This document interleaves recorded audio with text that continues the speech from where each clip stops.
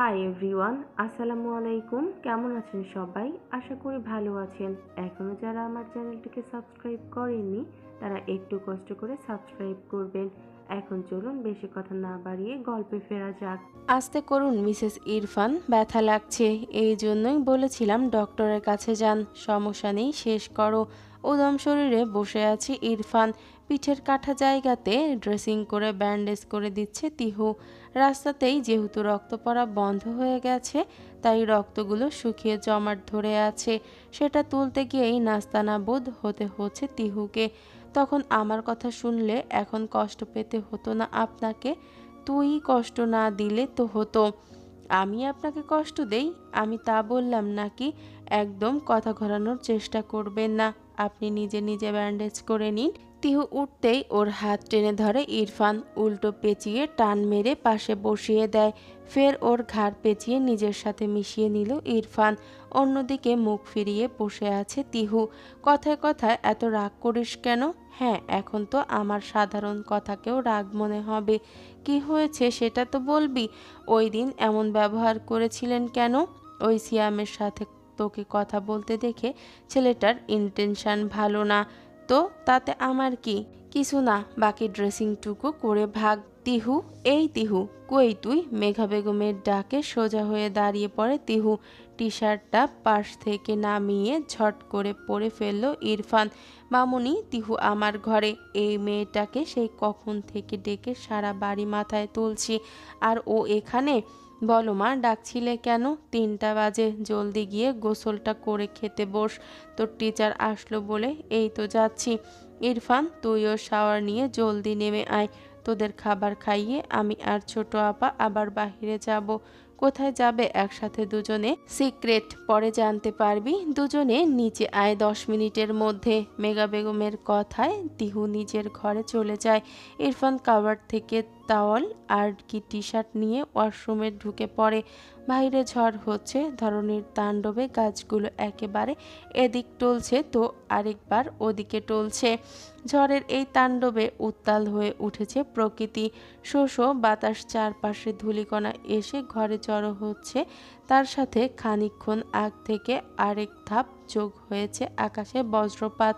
বিছানায় কাঁথা মুড়ি দিয়ে শুয়ে আছে ইনায়া। তার পাশে আধশোয়া হয়ে শুয়ে আছে আবরার। একটু আগে ইলেকট্রিসিটি চলে গেছে। আজ রাতে আর আসবে কিনা তারও ঠিক ঠিকানা নেই। ল্যাপটপে অফিসের কাজ করছে আবরার। মুখে ছেয়ে আছে গম্ভীরতা। চোখে পড়া চশমাটা আর একটু ঠিক করে পাশে শুয়ে থাকা ইনায়াকে একবার পরখ করে। আবরারের দিকে মুখ ঘুরিয়ে ঘুমিয়ে আছে সে।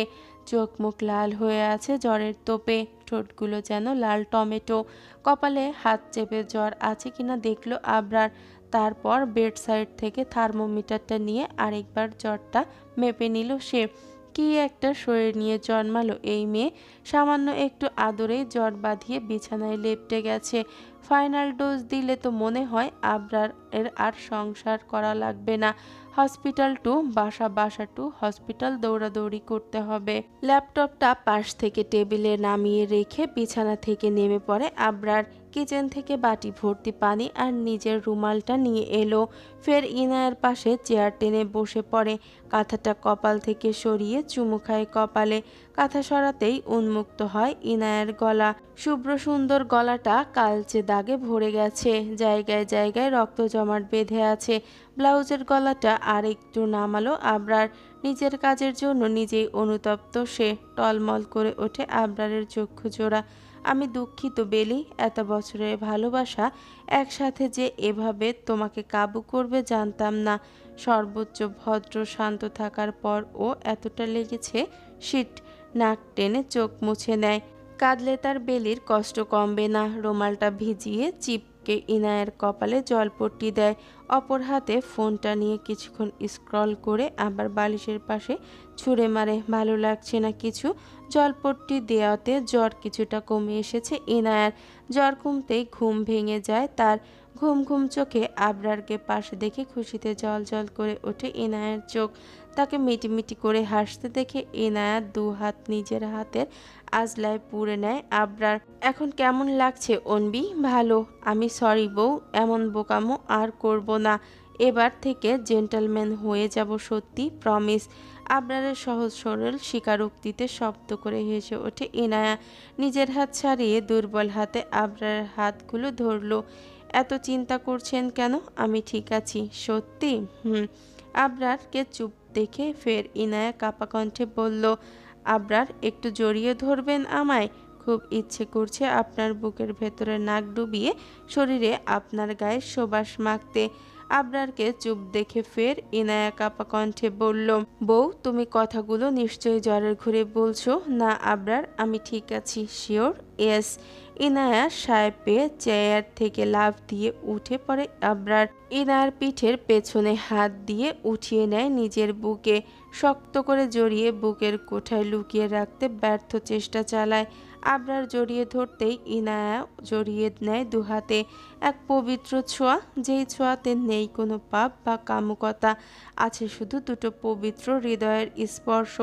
ইনায়া নাক টেনে বুক ভরে শ্বাস নিল। এই তো তার সেই চেনা সুবাস। ভালোবাসার মানুষের সংস্পর্শে এলে অসুখেরাও যেন লজ্জায় মুখ লুকিয়ে দেখে তাদের এই স্নিগ্ধ মুহূর্ত। আবরার ওর চুলে মুখ গুজে শুধালো, বাই এনি চান্স তুমি কি আমার প্রেমে পড়ে যাচ্ছ বউ? কে বলেছে আপনাকে? অবশ্যই পড়লেও আমার কোনো সমস্যা নেই। কি দেখে আপনার প্রেমে পড়তে যাব আমি? আমার সৌন্দর্য। আবরারের কথায় ওর বুক থেকে মুখ তুলে ভেঙচি কাটে ইনায়া। আসছে আমার রাজকুমার। ভুল বলছো, রাজকুমার না, রাজা। The king is your only king. ওদের কথার মাঝেই ইনায়ের ফোনটা বেজে উঠল। আবরার বুক থেকে মুখ তুলে ফোনটা হাতে নেয় ইনায়া। এরই মাঝে কারেন্টটাও চলে এসেছে। তিহু ভিডিও কল দিয়েছে দেখে উঠে বসে ইনায়া। কলটা রিসিভ করে ফোনটার সামনে এনে সালাম দিল। আসসালামু আলাইকুম। ওয়ালাইকুম আসসালাম। কি অবস্থা তোর ইনু? এই তো আলহামদুলিল্লাহ। তোর? আলহামদুলিল্লাহ ভালো। তোর গলাটা এমন শোনাচ্ছে কেন? সন্ধ্যায় একটু জ্বর এসেছিল তাই। কি বলছিস? জ্বর কিভাবে আসলো? অপ্রস্তুত হাসলো ইনায়া। পাশে বসে থাকা আবরারের দিকে চোখ রাঙিয়ে তাকালো সে। ওই মানে আর কি? কি ওই মানে টানে করছিস? সত্যি করে বল। বৃষ্টিতে ভিজেছিলাম তাই। তোর সাহস আছে ইনায়া? আবরার ভাইয়ের চোখ ফাঁকি দিয়ে বৃষ্টিতে ভিজে জ্বর বাঁধিয়েছিস? সত্যি বলছিস? আমি এখন আর তোর আর আবরার টাবরার ভাইকে ভয় পাই না। জানি জানি, জ্বরের ঘোরে উল্টাপাল্টা বকা তো ছোটবেলার থেকেই অভ্যাস। তাই এমন পাড়ার মোড়ের পাগলি সেজে বসে আছিস কেন? তিহুর কথায় ফোনটা বিছানায় রেখে চুলগুলো হাত খোফা করে নিল ইনায়া। চুল বাঁধা শেষে ফোনটা মুখের সামনে ধরতেই কপাল কুঁচকে যায় তিহুর। ফোনটা একটু ডানে ঘোরাতো ইনায়া। পারতাম না। ঘোরা বলছি। বিরক্তির সাথে ফোনটা ইনায়া ঘুরায়। ফোন ঘুরিয়ে কর্কশ শব্দে প্রশ্ন করল তিহুকে। ঘুরিয়েছি ফোন তো কি হয়েছে? বাহ রে ইনু, আমাকে ছাড়া বিয়ে তো করলি, শেষমেশ বাসরটাও সেরে ফেললি। ছি, চোখটা কি এবার পুরোপুরি খেলি? আমি চোখ খাইনি। তোর গলায় ওটা কিসের দাগ তাহলে বল? পোকা। পোকা কামড়িয়েছে বিকেলে। ঠিক বলেছিস, কিন্তু সেই পোকার নাম অরিন্দম চৌধুরী। আবরার। তিহুর কথায় চোখ বড় বড় করে ফেলল আবরার। ছোট বোনের মুখে নিজের বাসরের গল্প কোনো ভাইয়েরই হজম হবে না, তাও আবার যদি চুপচাপ বসে শুনতে হয়। গলা পরিষ্কার করলো সে, তারপর দাঁড়িয়ে ইনায়াকে ডাকলো। আবরারের কণ্ঠ পেয়ে জিভে কামড় দিল তিহু। আচ্ছা রাখি ইনায়া, কাল কথা হবে। ভালোভাবে ঔষধ খেয়ে সুস্থ হয়ে যাস। আরে কি বলছিস? মাত্রই না তুই আবরার ভাইকে কি বলবি ভাবছিলি? এই তো বল উনি। আরে আরে কি বলছিস? মাত্রই না তুই আবরার ভাইকে কি বলবি বলছিলি? এই তো উনি, বল। শয়তান মহিলা, কল কাটলাম আমি। দাঁতে দাঁত চেপে কথাগুলো বলে ফোন কেটে দেয় তিহু। স্বস্তির শ্বাস নেয় আবরার। ইনায়া ওদের দুজনের কাণ্ড দেখে হাসছে। ইনায়াকে হাসতে দেখে মুগ্ধ চোখে তাকায় আবরার। বেরি ফুলকে মন মরায় মনায় না বউ, তাদের শুধু হাসতে দেখলেই ভালো প্রেয়সী। আগে বাঁচতাম না আপনার বকার জ্বালায়, আর এখন বাঁচবো না আপনার প্রেমের ঠেলায়। উল্টো দিকে ঘুরে ড্রয়িং রুমের উদ্দেশ্যে হাঁটা দেয় আবরার। যেতে যেতেই উত্তরটা দেয় ইনায়াকে, সবে তো শুরু বউ, এখনো আমার ছানাপোনা এই গ্রহে আনার প্ল্যান করতে হবে। কথা শেষে পেছনে ফিরে চোখ টিপ্পনি কাটতে ভুলল না সে। ঝড় বৃষ্টি থামতেই ভিজে জুবুথুবু হয়ে ঘরে ঢুকলো আশরাফ। আশরাফ চৌধুরী, আফতাব চৌধুরী, তার তিন যা, হাতে কতগুলো শপিং ব্যাগ। ব্যাগগুলো কিছুটা ভিজে গেছে। ইরফান, তানভীর আর তিহু যার যার ঘরে। ড্রয়িং রুমের ঝাড়বাতিটা জ্বালানো, হালকা লাল আলোতে মোহাচ্ছন্ন হয়ে আছে ঘরটা। মাহমুদা বেগম রহিমা খালাকে পাঠালেন ওদের তিনজনকে ডেকে আনতে। তিনি আদেশ পেতেই ছুটলেন ওপরে। এই সুযোগে ওনারা যে যার ঘরে গিয়ে পোশাক পাল্টে নেন। বৃষ্টিতে ভেজার দরুন বেশিক্ষণ ভিজে পোশাক থাকলে আবার জ্বর বাঁধতে পারে, যা এখন কোনো গিন্নি চাইছেন না। ইরফান ঘর থেকে বেরুতেই তানভীরের মুখোমুখি হলো। ইরফান, কোথায় ছিলে আজ সারাদিন? বাড়িতেই তো ছিলাম। তাহলে বল, আম্মুরা বিকেলে কোথায় গিয়েছিল তোমার জন্য বউ দেখতে, আর আমাদের জন্য ভাবি? ইরফানের কথায় তেতে ওঠে তানভীর। মুখ বাঁকিয়ে উত্তর দেয়, আমার জীবনের দফা রফা করার দেখছি তোর খুব শখ। বলবো নাকি সবাইকে যে তুই আর তিহু প্রেম করিস? বলো বলো, বউ ছাড়া আর একা ঘুমাতে ভালো লাগে না। তোমার জন্যই তো রাস্তা ক্লিয়ার হচ্ছে না। বাহ রে দুনিয়া, বড় ভাইয়ের সামনে প্রেম করছে, আবার বুকের পাটা ফুলিয়ে বলছিস ও। তোর আর তিহুর মধ্যে যদি আজকে ঝিঙালালা না লাগিয়েছি, তাহলে আমার নাম ও তানভীর না। ঝিঙালালা আবার কি ভাই? লাগলেই বুঝবি ছোট ভাই। দু ভাই কথা বলতে বলতে ঘর থেকে বেরোয় তিহু। ওদের এখানে দাঁড়িয়ে কথা বলতে দেখে পাশে এসে দাঁড়ালো। কি নিয়ে কথা বলছো তোমরা? আসলে ইরফান আমাদের পড়ার শাপলাকে বাকি কথা শেষ করার আগেই পেছন থেকে তানভীরের মুখ চেপে ধরলো ইরফান। ওটা আমাদের মধ্যকার কথা, তুই নিচে যা তিহু। আরে আরে না তিহু, দাঁড়া। এমন করছো কেন তোমরা? ছাড়ো ভাইয়ার মুখ। এত কিছু তোর ভাবতে হবে না। আমুরা নিচে ডাকছে, জলদি যা। ওদের কথার দিকে কান না দিয়ে নিচে চলে যায় তিহু। এখনো সিঁড়ির পাশে ধস্তাধস্তি করছে ইরফান, তানভীর। রাত 8টা বাজে। চৌধুরী বাড়ির বড় ছোট সবাই ড্রয়িং রুমে উপস্থিত। বড়রা সোফায় বসা। আশরাফ চৌধুরীর মুখের গম্ভীর রেশ ফুটে উঠেছে, যেন কোনো অপ্রিয় কাজ ওনার দ্বারা করানো হচ্ছে। ইরফান সোফার সাথে ঠেস দিয়ে দাঁড়িয়ে আছে, আর তানভীর কার্পেটের ওপরে বসা। তিহু তানভীরের পাশে। সবার উদ্দেশ্যে গলা ছেড়ে বলা শুরু করলেন আশরাফ চৌধুরী, আমি সিদ্ধান্ত নিয়েছি। সিদ্ধান্তটা আমার একার বললে ভুল হবে, বড়দের সবারই মতামত নেওয়া। আশরাফ চৌধুরীর এমন রহস্যময় কথা শুনে প্রশ্ন করল তানভীর, কি সিদ্ধান্ত বড় আব্বু? আমরা তিহুর বিয়ে ঠিক করেছি। আশরাফ চৌধুরীর কথায় চোখ বড় বড় করে সবার দিকে তাকালো ইরফান, যেন চোখ দিয়েই আশরাফ চৌধুরীর কথাগুলো ভস্ম করে দেবে।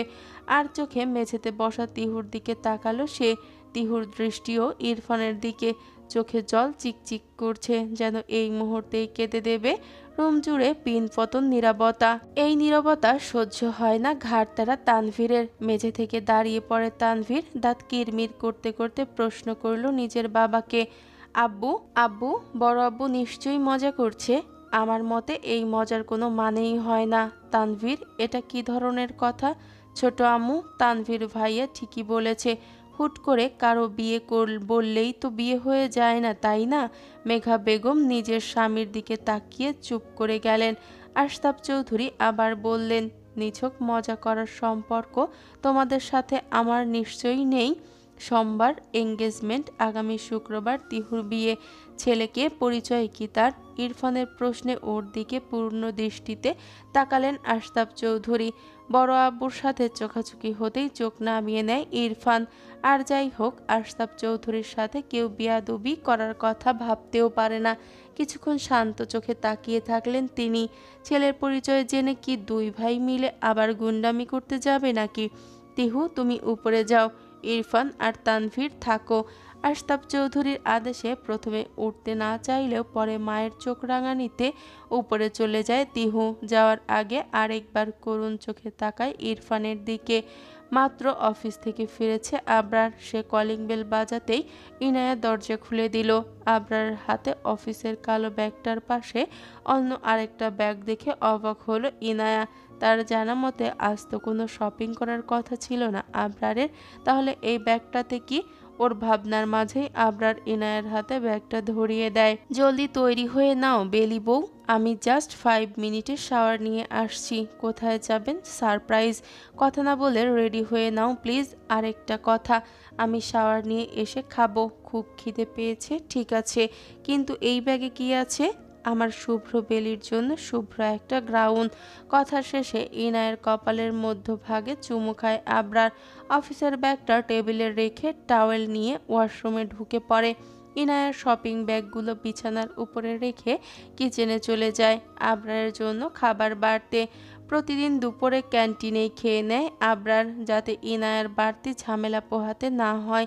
কিন্তু আজ কেন খায় না তা ইনায়ার জানা নেই। প্লেটে সুন্দর করে ভাত বেড়ে এক পাশে তরকারি তুলে নেয়। গ্লাস ভর্তি করে পানি নিয়ে রুমে আসলো ইনায়া। ততক্ষণে আবরার ও বেরিয়ে পড়েছে শাওয়ার নিয়ে। উদম গায়ে ড্রেসিং টেবিলের সামনে দাঁড়িয়ে হেয়ার ড্রায়ার দিয়ে চুল শুকাচ্ছে আবরার।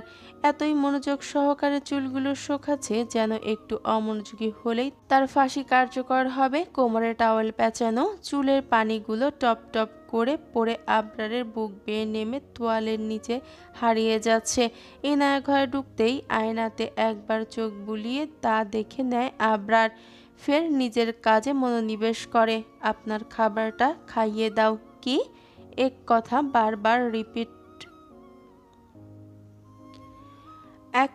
বারবার রিপিট টেলিকাস্ট করতে ভালো লাগে না বেলি। ইনায়া কথা বাড়ায় না। সে জানে আরেকবার জিজ্ঞেস করলে দেখা যাবে আবরার আর খাবেই না।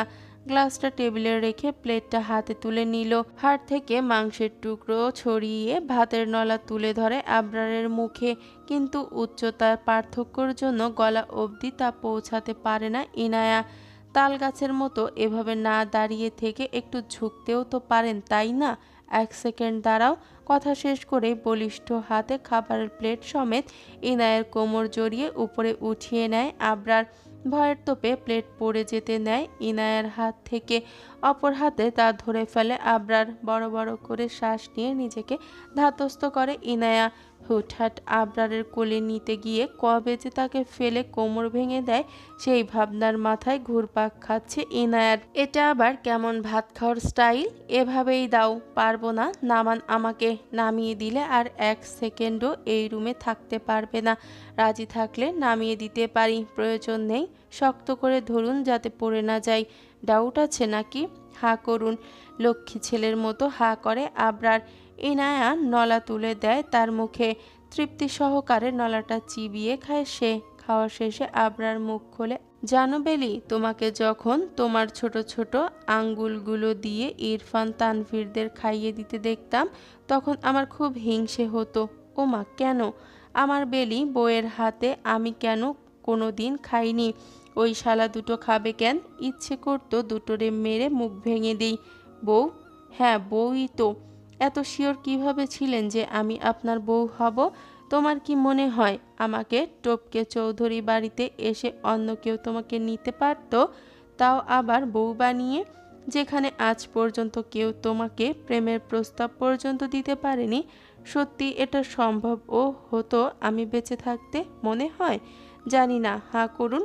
কিন্তু আমি জানি উপরওয়ালা ছাড়া আমার বেলি বউকে আমার থেকে কেউ আলাদা করতে পারবে না ইনশাআল্লাহ। ইনায়ার কপালে কপাল ঠেকায় আবরার। আবরারের গরম শ্বাসগুলো উপচে পড়ছে ইনায়ার চোখে মুখে। কথা বলতে বলতে আবরার যে অন্য গ্রহে হারিয়ে যাচ্ছে তা বুঝেছে ইনায়া। আবরারকে স্বাভাবিক করতে সে তাড়া দিয়ে বলল, বলছিলেন না কোথাও যাবেন? ওহ শিট, ভুলেই গিয়েছি। আর খাবো না, গিয়ে রেডি হয়ে নাও। বকবক করতে করতে শুধু এক নলাই খেয়েছেন, ব্যাপার না। আবরার ডোন্ট কেয়ার ভাব দেখিয়ে ভেংচি কাটে ইনায়া। এসেছে লাট সাহেব রে। ততক্ষণে কোল থেকে নামিয়ে দিয়েছে আবরার। এটো হাতে প্লেট নিয়ে আবরারের গুষ্টি উদ্ধার করতে করতে কিচেনে যায় ইনায়া। তার হয়েছে যত জ্বালা। সমাজের চোখে মিস্টার পারফেক্ট তিনি। যত না পুতনা আছে সব উন্মির জন্য বরাদ্দ শয়তান বেড়া। আর জীবনেও তোকে খাইয়ে দিব না, দিলে আমার নাম ইনায়া না। হাত ধুয়ে এসে শপিং ব্যাগটা খোলে ইনায়া। ভেতর থেকে একটা সুন্দর শুভ্র গ্রাউন আর বেলি ফুলের দুটো গাজরা বেরুলো। জামাটা পাশে রেখে গাজরা জোড়া হাতে নিয়ে শুকে ইনায়া। কি মিষ্টি সুবাস! যদি পৃথিবীর যে কোনো দামি সুগন্ধের সাথে বেলি ফুলের সুবাসের তুলনা করা হয়, নির্দ্বিধায় বেলি ফুলের সুবাসকে নাম্বার দেবে।